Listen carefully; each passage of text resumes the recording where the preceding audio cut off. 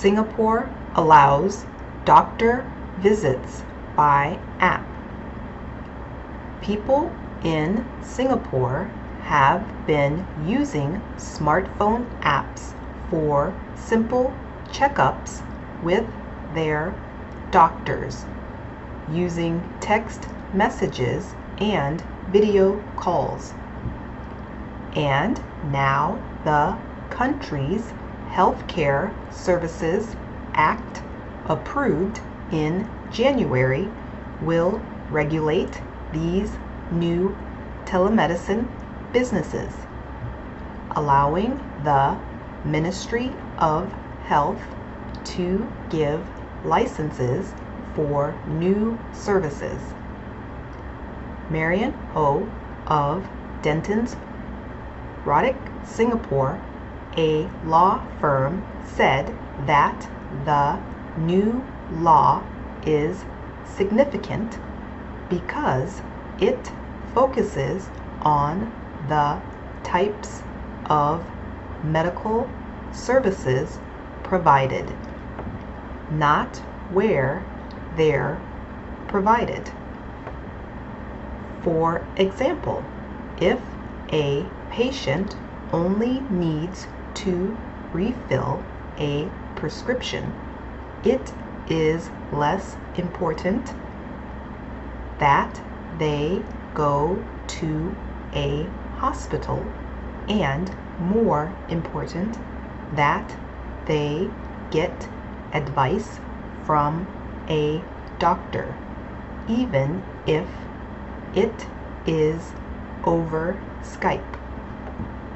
O said that these popular telemedicine services are ready to become a key feature of Singapore's health care system.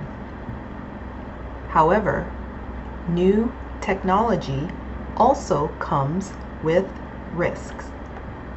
It may be more difficult for a doctor to make the right decision over a video call, and there are questions about insurance and liability if something goes wrong.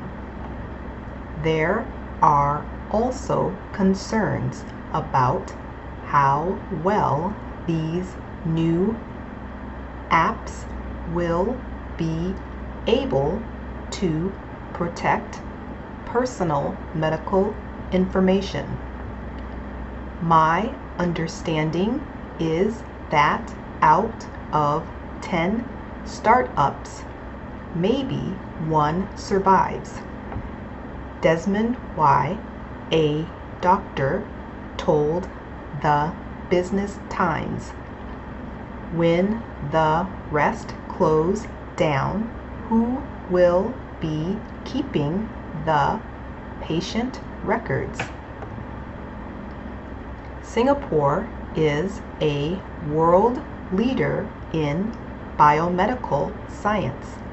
It makes 4 out of the world's top 10 drugs, according to a report from TMF Group and Singapore's Economic Development Board.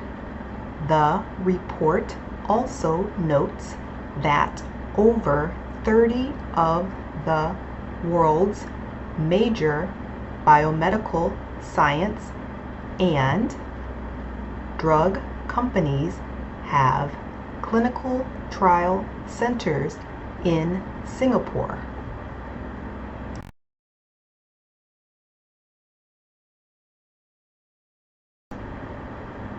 Singapore allows doctor visits by app.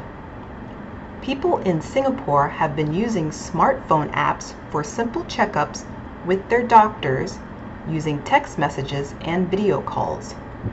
And now the country's Healthcare Services Act, approved in January, will regulate these new telemedicine businesses, allowing the Ministry of Health to give licenses for new services.